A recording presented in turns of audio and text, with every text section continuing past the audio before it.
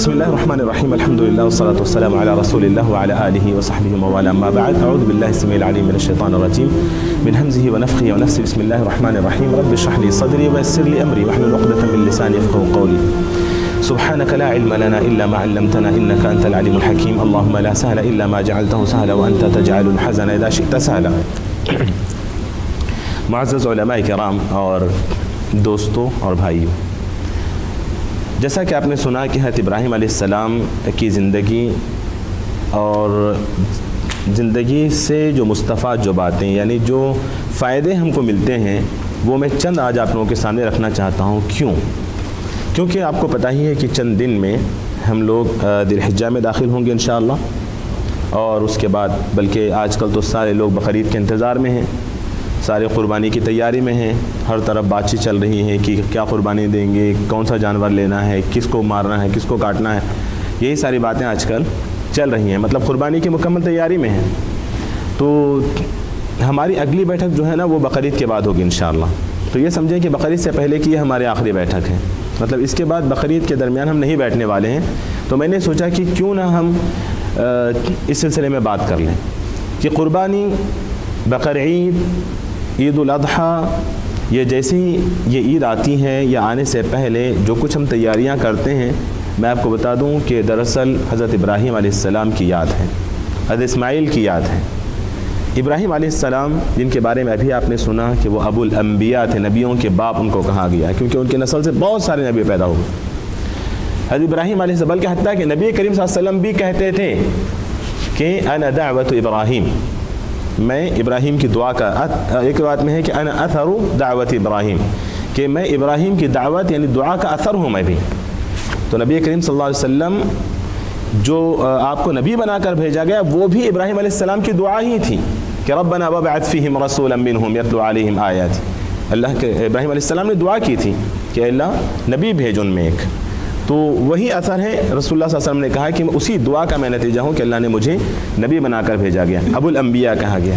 और उनको कहा गया, अल्लाह के रसूल ने कहा कि ज़ाका खैरुल बरिया, वो इंसानियत में अफजल हैं, अफजलुल बशर भी उनको कहा गया इब्राहीम अलैहिस्सलाम को। इब्राहीम अलैहिस्सलाम के वाक़या कुरान में कई जगहों पर अल्लाह ताला ने इब्राहीम अलैहिस्सलाम का नाम जिक्र किया है। उनका वाक़या भी मुख्तलिफ़ मकामात पर और इब्राहीम अलैहिस्सलाम की ज़िंदगी के मुख्तलिफ़ पहलू अल्लाह ताला ने जिक्र किए हैं। इब्राहीम अलैहिस्सलाम इराक़ में पैदा होते हैं, इराक़ में पैदा होते हैं, उर नामी एक मकाम में। किस घर में पैदा होते हैं? उस घर में जो घर के मरकज़ था बुतों का या फिर तिजारत गाह थी बुतों की, बुत बनते थे, बुतों की फैक्ट्री थी। वो जो बाप था इब्राहीम अलैहिस्सलाम का बुतों का, मूर्तियों का ताजिर था, आज़र बुतों को बनाता था, तराशता था और बेचता था। ऐसे घर में देखें इब्राहीम अलैहिस्सलाम पैदा होते हैं। मैं पूरी ज़िंदगी सुनाना मकसद नहीं है यहाँ पर, नहीं मैं सुना सकता हूँ, चंद मिनट में आपको लूँगा बस कि ज़िंदगी के जो अहम पहलू, क्योंकि उनकी ज़िंदगी के वाक़यात हम तकरीबन जानते हैं, इब्राहीम अलैहिस्सलाम के बहुत सारे वाक़यात हम जानते हैं, लेकिन उनके ज़िंदगी के बाज़ अहम पहलुओं से, बाज़ अहम जो हालात उनकी ज़िंदगी के थे, उससे हमको क्या सबक मिलता है बहैसियत एक हिंदुस्तानी मुसलमान के। हम हिंदुस्तान में जी रहे हैं और आजकल के जो हालात हैं, मैं उन हालात को जहन में रख कर कुछ मैं चीज़ें इब्राहीम अलैहिस्सलाम की ज़िंदगी से आपको बताना चाहता हूँ। इब्राहीम अलैहिस्सलाम पैदा होते हैं बुतों की तिजारत गाह से या बुतों के मरकज़ से या फैक्ट्री से जहाँ पर बुतों की तिजारत होती थी और बाप खुद ताजिर था, ऐसी जगह पैदा होते हैं। अल्लाह रब्बुल आलमीन नबी बनाना था, तो बचपन ही से अल्लाह ताला ने उनकी हिफाजत की, उनकी तरबियत की, और अल्लाह ताला नबियों की ख़ास तरबियत करता है। इब्न उथैमीन रहमहुल्लाह कहते हैं कि नबियों की जो तरबियत अल्लाह ताला रब सबका है, لیکن نبیوں کا جو رب ہے، نبیوں کی جو تربیت کرتا ہے وہ تربیت خاصہ ہے. وہ اللہ رب العالمین پہلے دن سے وہ اللہ تعالیٰ نبیوں کی تربیت کرتا ہے. یہی وجہ ہے کہ وہ شرک سے بچے رہیں اور بت پرستی سے ان کے دل میں نفرت تھی، اور وہ ہمیشہ سوچتے یہ کیسے معبود ہو سکتا ہے. پھر ان کے ذہن میں آیا کہ شاید سورج معبود ہوگا، شاید چاند معبود ہوگا، شاید ستارے ہوں گے. تو سب کو ڈوبتا ہوا دیکھا تو کہا کہ یہ سب نہیں ہو سکتا. تو یہ سب اللہ رب العالمین کی تربیت کے طریقے ہیں کہ اللہ تعالیٰ اپنے نبیوں کی اس طرح تربیت کرتے ہیں اور اپنے نبیوں کی ہر طرح کے شر سے اس طرح ان کی حفاظت کرتے ہیں. بہرحال ابراہیم علیہ السلام جب نوجوان ہوتے ہیں اور جب دیکھتے ہیں کہ یہ ساری چیزیں غلط ہیں، یہ مورتیاں کچھ نہیں کر سکتی، نہ بات کر سکتی، نہ کھا سکتی، نہ پی سکتی، نہ نفع دے سکتی، نہ نقصان دے سکتی، اپنے آپ کو نہیں بچا سکتی، تو کیا انہوں نے ایک دن سب لوگ میلے پہ چلے گئے تو سارے مورتیوں کو توڑ دیا اور اس کے بعد بڑے کے گلے میں کلہاڑی لٹکا دی. لوگ آئے، دیکھے مورتیاں ٹوٹی ہوئی ہیں، سب پریشان ہو گئے ہمارے خداؤں کو کس نے توڑ دیا. اس کے بعد ابراہیم علیہ السلام پر الزام آیا کہ سمعنا فتى يذكر يقال له ابراہیم، تو ابراہیم ہی ہے، وہی ہمارے معبودوں کے خلاف بولتا تھا، چلو پکڑو اس کو سزا دیتے ہیں. تو کہا لوگوں کو سب جمع کیا کہ اپنے معبودوں کی مدد کرو. دیکھو انسان جب اللہ رب العالمین کی عبادت کو چھوڑتا ہے تو وہ بے وقوف اور بے وقوفی کی انتہا کو پہنچ جاتا ہے. اللہ تعالیٰ سے جب دور ہوتا ہے انسان تو بے وقوفی کی انتہا کو پہنچ جاتا ہے.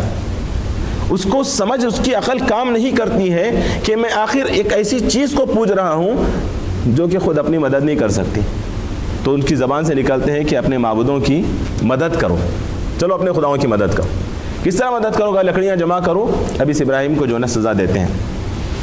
ہندوستان میں ہم دیکھ رہے ہیں ہندوستان کی اتنی بڑی آبادی، اتنی بڑی آبادی، خاص طور پر مشرکین کی اتنی بڑی آبادی جو گائے کو پوجا کرتی ہیں، جو سانپ کی پوجا کرتی ہیں، جو فلاں کی پوجا کرتی ہیں. یہ وہ لوگ ہیں جن کی عقل بالکل تحت الثرى، بالکل نچلے حد تک جو ہے نا، نچلی حد تک وہ پہنچ چکی ہے. اسی لیے ان کا دماغ کام نہیں کر رہا ہے کہ ہمیں کرنا کیا ہے. اسی لیے وہ گائے کو بھی خدا بول دیتے ہیں، پتہ نہیں کس کو خدا بول دیتے ہیں. ابھی کل ہماری ایک اسٹوڈنٹس نے کہا کہ اس کی دوست فلاں کے پروگرام میں آئی تھی، وہ کہہ رہی تھی کہ ہمارا خدا مختلف روپوں میں آتا ہے، ہمارا جو خدا مختلف روپ دھارتا ہے، کبھی وہ کتے کی شکل میں آتا ہے، کبھی سانپ. پہلے تو اس نے بولا کہ مختلف روپ میں آ کر برائیوں کو دور کرتا ہے. تو ہم نے اس سے کہا کہ اچھا، تو ہم نے تو سنا تمہارا خدا کتے کے روپ میں بھی آتا ہے. ہاں اس کے روپ میں آدمی کس کی برائی دور کرتا ہے؟ پھر کہاں اس کی برائی دور ہو؟ کس کتے کی شکل میں آ کے کون سی برائیاں دور کرتا ہے؟ پھر سانپ کی شکل میں آتا ہے، ان کا عقیدہ ہے، تو کہاں کی برائیاں دور کرتا ہے؟ تو انسان کی عقل، جب انسان اللہ سے دور ہوتا چلا جاتا ہے، اللہ سے دور ہوتا جاتا ہے، تو وہ بے وقوفی کی احمقیت کی انتہا کو پہنچ جاتا ہے. یہ ایک میسج ملتا ہے ہمیں اس میں. تو ابراہیم علیہ السلام کے لیے آگ جلائی گئی. سوچیں آپ، ایک زندہ انسان کو آگ میں ڈالنے کے لیے ان کے دلوں کی سختی کا آپ اندازہ لگا سکتے ہیں. کس قدر مشرک کا جو دل ہوتا ہے وہ کس قدر سخت ہوتا ہے، آپ اس کا اندازہ لگا سکتے ہیں. اور ہندوستان میں ہم دیکھ رہے ہیں کہ زندہ انسانوں کو وہاں آج بھی جلایا جا رہا ہے. تو یہ اب کی تاریخ نہیں ہے ہندوستان کی، یہ ہندوستان میں جو مسلمانوں کے ساتھ ہو رہا ہے، زندہ جلایا جا رہا ہے. لوگ بول رہے ہیں کس طرح کے انسان ہیں یہ کہ ٹکڑے کر دیے جا رہے ہیں، پوری ٹیم مل کے گروپ جو ہے نا ان کو مار رہا ہے. تو یہ اب کی تاریخ نہیں ہے، یہ مشرکوں کی پہلی کی تاریخ ہے کہ انہوں نے اس طرح کیے ہیں، زندہ انسانوں کو جلایا ہے انہوں نے. اصحاب اخدود کا واقعہ ہم نہیں سنے ہوئے ہیں. اصحاب اخدود کا واقعہ کہ کنویں میں آگ لگا کے عورتوں کو، بچوں کو، جو بھی ایمان لائے تھے سب کو زندہ اس میں ڈال دیا تھا. اور اس میں ایک وہ ماں بھی تھی جس کے گود میں دودھ پیتا بچہ بھی تھا، اور وہ کودنے کے لیے وہ جھجک محسوس کر رہی تھی، تو دودھ پیتے بچے نے کہا تھا کہ ماں تو حق پر ہے، کود جا. تو یہ ان کی پرانی تاریخ ہے جو آج مسلمانوں کے ساتھ ہندوستان میں ہو رہا ہے. یہ اس بات کی دلیل ہے کہ مشرک کا جو دل ہوتا ہے وہ بے انتہا سخت ہوتا ہے. اسی لیے اللہ رب العالمین نے کہا کہ لَتَجِدَنَّ أَشَدَّ النَّاسِ عَدَاوَةً لِلَّذِينَ آمَنُوا الْيَهُودُ وَالَّذِينَ أَشْرَكُوا، کہ تمہارے سب سے زیادہ سخت جو دشمن ہیں وہ یہود ہیں اور یہ مشرکین ہیں جو سب سے زیادہ تمہارے دشمن ہوں گے. تو اہل ایمان کے سلسلے میں ان کی جو سختیاں ہیں یہ اب کی نہیں ہیں، یہ پرانی ہیں، اور یہ اہل ایمان کے ساتھ ہوگا، یہ سب ہوگا ہی. تو ابراہیم علیہ السلام کو آگ میں ڈالنا چاہا، آگ جلائی گئی، بہت بڑی آگ جلائی گئی، وہ سب تفصیل کی ہمیں ضرورت نہیں، لیکن آگ جلائی گئی۔ اس کے بعد ابراہیم علیہ السلام کو اس میں ڈالنے کی بات ہوئی، ڈال رہے ابراہیم علیہ السلام کو آگ میں ڈالا جا رہا ہے۔ ابن عباس رضی اللہ عنہ کہتے ہیں کہ بارش کا جو فرشتہ ہے وہ انتظار میں ہے کہ مجھے کب حکم ہو کہ میں بارش کو نازل کروں، لیکن اللہ کا حکم فدا کا امر اللہ اسرع، کہا کہ اللہ کا جو حکم تھا وہ اس سے زیادہ تیز تھا کہ اللہ نے حکم دیا کہ یا نار کونی بردا و سلاما۔ اور اس سے پہلے ابراہیم علیہ السلام کا ایمان، ان کا یقین، ان کا توکل تو دیکھیے آپ کہ زندہ آگ میں ان کو پھینکا جا رہا ہے، زندہ ان کو جلایا جا رہا ہے، جلائے جانے کی کوششیں اور ترتیبیں چل رہی ہیں، اور جب ان کو آگ میں ڈالا جا رہا تھا ان کی زبان سے نکلتا ہے کہ حسبی اللہ و نعم الوکیل، یہ ان کی زبان سے نکلتا ہے، اللہ اکبر، کہ اللہ میرے لیے کافی ہے، اللہ میرے لیے کافی ہے اور وہی بہتر کارساز ہے، اللہ میرے لیے کافی ہے، یہ ان کی زبان سے نکلتا ہے۔ اور یہاں ان کی زبان سے اللہ اس قدر اعتماد، یہ بھروسہ، یہ توکل، یہ یقین کہ زبان سے نکلتا ہے کہ اللہ تو میرے لیے کافی ہے، تو وہاں فرشتے کو بارش نازل کرنے کے حکم کی ضرورت نہیں تھی، وہاں اللہ نے آگ سے کہہ دیا یا نار کونی بردا وسلاما علی ابراہیم، کہ آگ ابراہیم کے لیے ٹھنڈی ہو جا، اتنی ٹھنڈی نہ ہو جانا کہ میرے ابراہیم کو تکلیف ہو، سلامن سلامتی والی بھی ہو جا، ٹھنڈی بھی ہو جا اور سلامتی والی بھی ہو جا کہ ابراہیم کو تکلیف نہ ہو۔ سبحان اللہ۔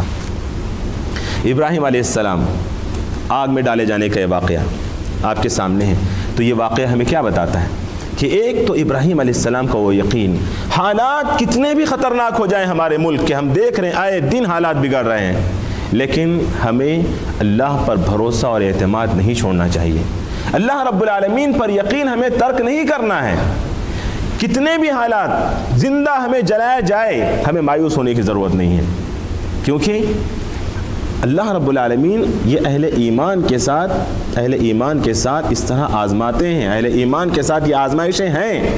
اللہ کے رسول صلی اللہ علیہ وسلم سے پوچھا گیا اللہ کے رسول سب سے زیادہ آزمائشیں کس پر آئیں گے؟ کہ اشد الناس بلاء الانبیاء، سب سے زیادہ آزمائش انبیاء پر آئیں گے، نبیوں پر، پھر ان جیسے جو ہوں گے، پھر اس کے بعد یبتلی الرجل علی حسب دینہ، کہ آدمی کے دین کے حساب سے آدمی کو آزمایا جاتا ہے، جو یہ سمجھتا ہے کہ میں پکا مسلمان ہو جاؤں، نمازی ہو جاؤں، دیندار ہو جاؤں اور مجھے کسی قسم کی پریشانی نہ آئے، یہ اس کی غلط فہمی ہے۔ انسان جتنا دیندار ہوگا، اور اللہ کے رسول نے فرمایا کہ جب اللہ تعالیٰ بندے سے محبت کرتا ہے اللہ تعالیٰ اس کو آزماتے ہیں، انسان جتنا دیندار ہوگا آزمائش اور امتحان آئیں گے اس کے ساتھ۔ تو ہندوستان میں اگر ہمارے ملک میں اس طرح کی پریشانیوں سے ہم دوچار ہیں، جگہ جگہ مسلمانوں کو مارا جا رہا ہے، کاٹا جا رہا ہے، زندہ جلا دیا جا رہا ہے، آئے دن واقعات سن رہے ہیں، ہمیں مایوس ہونے کی ضرورت نہیں ہے، لیکن اس کا مطلب یہ نہیں ہے کہ واقعات دیکھ کے ٹی وی میں تماشائی بن کے رہیں اور خاموش ہو جائیں، یہ مطلب بھی نہیں ہے اس کا۔ جیسے ابراہیم علیہ السلام اللہ کی طرف رجوع کرتے ہیں، حسبی اللہ، یہ اللہ کی طرف رجوع ہو، ہم اللہ رب العالمین کی طرف رجوع ہوں، اللہ کی طرف واپس ہوں، ہمارا یقین، ہمارا ایمان، ہمارا اعتماد، کانفیڈنس اللہ پر بڑھے کہ اللہ تو کافی ہے ہمارے لیے۔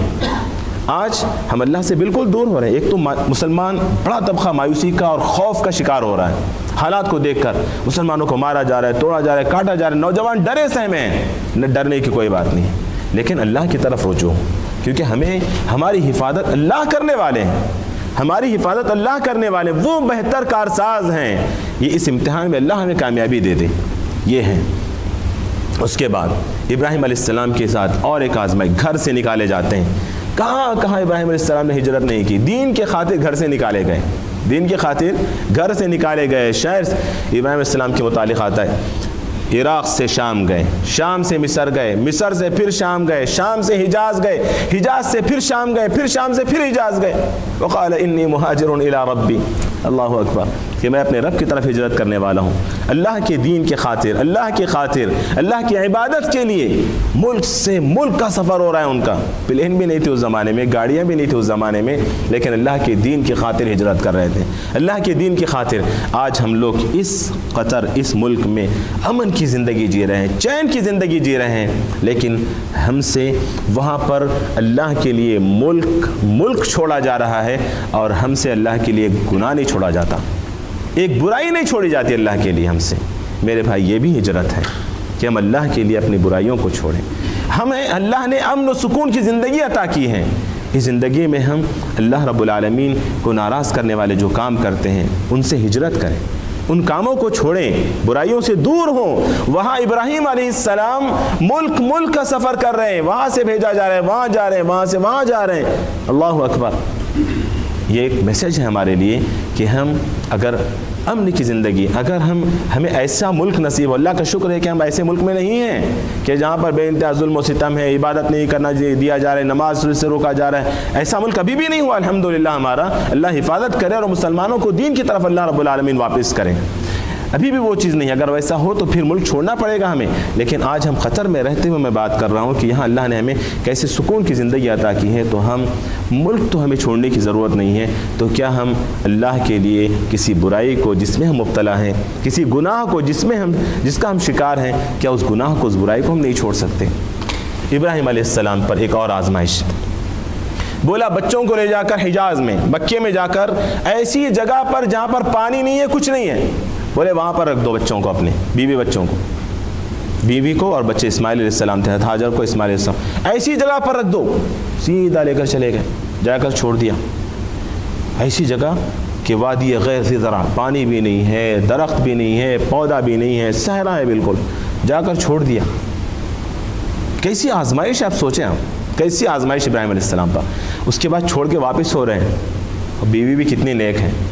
ہماری بیویاں ہوتی بھاگ کے آگے پکڑ لیتی ہیں، کہاں جا رہے ہو، میں نے تمہیں چھوڑوں گی. وہاں پر ابراہیم علیہ السلام کی بیوی بولتی اللہ امرک بہذا، کیا اللہ نے آپ کو حکم دیا ہے اس کا؟ تو ابراہیم علیہ السلام صرف کہتے ہیں نعم، ہاں اللہ نے حکم دیا ہے. کہتے ہیں اذن لا یضیعنا، تب تو اللہ ہمیں ضائع نہیں کرے گا، اللہ ہمیں ہرگز ضائع نہیں کریں گے. رک جاتی ہے وہ ماں، اپنے معصوم سے بچے کے ساتھ رک جاتی ہے. اللہ اکبر. کیا ایمان تھا اس عورت کا کہ باپ پر اتنی بڑی آزمائش کہ اپنی بیوی اور اپنے بچے کو ایک صحرا میں چھوڑ دے، ایک ایسی جگہ جہاں نہ پانی، نہ کھانا، نہ پودا، نہ درخت، کچھ نہیں ہے. اور اس ماں کے ایمان پر قربان جائیں ہم سب، جو یہ کہہ کے خاموش ہو جاتی ہے کہ اللہ نے حکم دیا ہے تو ہمیں ضائع نہیں کرے گا. اللہ اکبر. چلے جاتے ہیں. تو اللہ رب العالمین اہل ایمان کے ساتھ اس طرح کے کئی طریقے سے اللہ تعالیٰ آزما سکتے ہیں ہمیں، اور امتحان میں ہمیں ثابت قدم رہنا ہے. ابراہیم علیہ السلام، اس کے بعد اسماعیل علیہ السلام پر ایک اور آزمائش، ابراہیم علیہ السلام پر ایک اور آزمائش کہ جب کئی مہینوں کے بعد، ایک مدت کے بعد جب واپس آتے ہیں، فلما بلغ معه السعی، بچہ جب باپ کے ساتھ دوڑنے کے قابل ہو جاتا ہے، قال انی فلما بلغ معه السعی قال یا بنی انی ارى فی المنام انی اذبحک فانظر ماذا ترى. اللہ اکبر. کہتے ہیں کہ بیٹے میں خواب میں دیکھ رہا ہوں کہ میں تجھے ذبح کر رہا ہوں، بتا تیری رائے کیا ہے، بتا تیری رائے کیا ہے. کن ارمانوں سے، کن امیدوں سے وہ بیٹا پیدا ہوا تھا، کس عمر میں وہ بیٹا پیدا ہوا تھا. اللہ اکبر. اور اس بیٹے کو ذبح کرنے کی بات کہ خواب میں، نبیوں کے خواب وہ بھی ایک وحی کی شکل ہے. وہ بھی تو نبیوں کے خواب جو ہوتے ہیں وحی کی ایک شکل ہے. تو اسی لیے ابراہیم نے کہا کہ میں نے خواب میں دیکھا کہ میں تمہیں ذبح کر رہا ہوں، بیٹا تمہاری کیا رائے ہے؟ قربان جائیں ہم سب اس بیٹے پر. کیا کہتے ہیں؟ یا ابتی افعل ما تؤمر ستجدونی ان شاء اللہ من الصابرین. اے ابا جان، جس کا آپ کو حکم ہوا ہے وہ آپ کر گزریے، انشاءاللہ آپ مجھے صبر کرنے والوں میں سے پائیں گے. کیا تربیت تھی اس بیٹے کی، کیسی تربیت کی ہوگی باپ نے، کیسی تربیت کی ہوگی باپ نے. یہی تو ہے کہ معصوم سے چھوٹے سے بچے کو اللہ کے حکم پر وادی غیر ذی زرع کے بے درخت، بے پانی جگہ میں جو ہے نا وہ چھوڑ کر چلے جاتے ہیں. ابراہیم علیہ السلام تربیت ہی تو ہوئی ہے وہاں پر. اور پھر یہاں ذبح کرنے کی بات ہو رہی ہے تو بیٹا کہتا ہے ابو آپ کر گزریے جس کا آپ کو حکم دیا گیا. آج کل کے بچے ہوتے تو کیا بولتے ہیں، دماغ سڑک گیا ہے بڈھے کا، ایسے الٹے الٹے خواب دیکھ رہے ہیں، شک لگتا ہے پیٹ ویٹ خراب ہو گیا آپ کا، جا کر علاج کرا لیں۔ تو وہاں پر اسماعیل علیہ السلام نے کہا کہ اے ابا جان آپ کر گزری، افعل ما تؤمر، جس کا آپ کو حکم دیا گیا ہے، ستجدونی ان شاء اللہ من الصابرین۔ تو یہاں پر باپ اور بیٹے کے درمیان جو ریلیشن، خاص طور پر تربیت کا جو پہلو ہے، ایک میسیج ملتا ہے ہمیں کہ ہم اپنے بچوں کی کس طرح کی تربیت کر رہے ہیں، ہم اپنے بچوں کی تربیت کس طرح کر رہے ہیں۔ ہم بعض لوگ یہ سمجھتے ہیں کہ ہم اپنے بچوں کو جو ہے نا وقتاً فوقتاً دین کی بات سنا دیں، ان کو دین پڑھا دیں تھوڑا سا، یا قرآن پڑھا دیں، یا بٹھا کر ایک بار درس دے دیں، یہ ہو گئی ان کی تربیت۔ میرے بھائی اللہ کی قسم یہ تربیت نہیں ہے۔ آپ نے ان کے بارے میں کیا سوچ رکھا ہے؟ آپ وقتاً فوقتاً کچھ پڑھا دیتے ہو، لیکن آپ انہیں بنانا کیا چاہتے ہو؟ آپ انہیں بنانا کچھ اور چاہتے ہو۔ شروع سے لے کر آپ نے ان کے ذہن میں جو بھر کے رکھا ہے، مادیت بھر کے رکھی ہے، پیسہ، دنیا، فلاں فلاں، گاڑی، بنگلہ، اور آپ ساتھ میں اس کو دین بھی دینا چاہتے ہیں۔ اس کو بچہ مادیت کا پتلا بن جاتا ہے، مادہ پرستی کا پتلا بن جاتا ہے۔ شروع دن سے اس کے ذہن میں یہی ہے کہ میں پڑھ رہا ہوں پیسے کے لیے، میں محنت کر رہا ہوں پیسے کے لیے، اسکول جا رہا ہوں پیسے کے لیے، تعلیم حاصل کر رہا ہوں پیسے کے لیے۔ یہی کہا جاتا ہے بچوں سے، نہیں پڑھے گا کیا کمائے گا، کیا کھائے گا۔ گویا یہ کہتے اس میں پڑھے لکھے لوگ بھی ہیں، یہ کہہ رہے ہیں کہ تمہارا رب تمہاری تعلیم ہے، تمہارا رزاق تمہاری تعلیم ہے، اللہ رزق نہیں دیتا نعوذ باللہ، تم تعلیم سے کما سکتے ہو۔ یہ کہتے ہیں ہم غیر شعوری طور پر، اسی لیے کہتے ہیں جاؤ پڑھنے کے لیے، نہیں پڑھو گے تو کیا کھاؤ گے، نہیں پڑھو گے کیا کماؤ گے، نہیں پڑھو گے۔ اور پھر ایسے لوگ تھوڑا سا قرآن بھی پڑھا کے خوش ہو جاتے ہیں، تھوڑا سا دین کی باتیں سنا کے خوش ہو جاتے ہیں کہ ہم بچے کی بہت اچھی تربیت کر رہے ہیں۔ نہیں، اسماعیل جیسا ایسا بچہ تو نصیب نہیں ہوگا جو آپ کی اطاعت کرے، آپ کی فرما برداری کرے۔ جب آپ نے شروع دن سے مادہ پرستی اس کے اندر بھر دی ہے، تو وہ بچے کیا ہمارے حقوق ادا کریں گے، کیا ہماری اطاعت کریں گے، کیا ہماری فرما برداری کریں گے، کیا بڑھاپے میں ہمارا سہارا بنیں گے، کیا مرنے کے بعد وہ ہمارے لیے صدقہ جاریہ بنیں گے، جب ہم نے ان کے اندر دنیا پرستی کو کوٹ کوٹ کے بھر دیا ہے۔ حضرت عمر بن عبدالعزیز کا واقعہ میں شاید سنا چکا ہوں اس سے پہلے، کہ مرتے ہوئے ابن عبدالعزیز رحمہ اللہ کا انتقال ہو رہا تھا، جس کو پانچواں خلیفہ بھی کہا جاتا ہے، خلیفہ راشدین میں سے، ایسی زبردست ان کی حکومت اور سلطنت تھی۔ عمر ابن عبدالعزیز کا انتقال ہو رہا ہے، کچھ نہیں ہے بیٹوں کے پاس، کوئی چیز وراثت میں نہیں ہے، کوئی چیز نہیں ہے وراثت میں سوائے چند گنے چنے درہموں کی، کچھ نہیں تھا۔ لوگ آ کے پوچھے تھے اتنے بچے ہیں کیا چھوڑ کے جا رہے ہو وراثت میں؟ کہا کہ ان کے لیے اللہ ہے، ان کے لیے میں اللہ کے حوالے کر رہا ہوں ان کو میں۔ اور دوسری طرف ان کا انتقال ہوتا ہے، تاریخ نے اس چیز کو نوٹ کیا ہے کہ عمر بن عبدالعزیز کے بیٹوں کو اللہ نے ایسے نوازا کہ 100 مجاہدین کے ساز و سامان کو، لشکر ایک جہاد کے لیے ایک فوج کو وہ تیار کرتے تھے، مطلب ساز و سامان مہیا کرتے تھے۔ اور انہی کے بعد عبد الملک بن مروان کی حکومت آتی ہے، عبد الملک بن مروان کا انتقال ہوتا ہے۔ انہوں نے اپنے بچوں کی ایسی تربیت کی تھی کہ مادیت پر تربیت تھی، پیدا خوب عیش و آرام میں، بچوں کو خوب عیش و آرام میں رکھا تھا۔ آج ہم لوگ سب یہاں آئے ہیں، سب سے پوچھیے آپ کیوں آئے؟ بچہ میرا اچھا رہے، میرے بچے اچھے رہیں، میرے بیوی اچھے رہیں، سب خوش رہیں، یہی سب کو فکر ہے۔ شاید ہی ہم میں سے یہ فکر مند ہوتے ہیں کہ ہمارے بچے کی اخروی زندگی کی ہمیں فکر کرنی ہے، ہمارے بچے کی آخرت ہمیں بنانی ہے، ہمارے بچے کی آخرت ہمیں سنوارنی ہے۔ شاید ہم اس بارے میں سوچتے ہیں، پیدا ہونے سے پہلے سے ہم سوچتے ہیں کہ اس کی دنیا کیسے بنے گی، وہ دنیا میں نام کیسے کمائے گا، وہ دنیا میں مال کیسے کمائے گا، اپنا نام روشن کیسے کرے گا، میرا نام روشن کیسے کرے گا، یہی ہم سوچتے ہیں۔ شاید ہی ہم سوچتے ہیں کہ میرا بچہ اپنی آخرت کیسے بنائے گا، اس کی اخروی زندگی کے لیے مجھے کچھ کرنا ہے، اس کی آخرت بنانے کے لیے مجھے کچھ کرنا ہے، اس بارے میں نہیں سوچتے ہیں۔ عبد الملک بن مروان کے بیٹے ایسے عیش و آرام میں پلے۔ جب ان کا انتقال ہوا تو ایک وقت ایسا آیا کہ تاریخ نے دیکھا کہ عبد الملک بن مروان کے بیٹے راستوں پر بھیک مانگتے پھر رہے تھے۔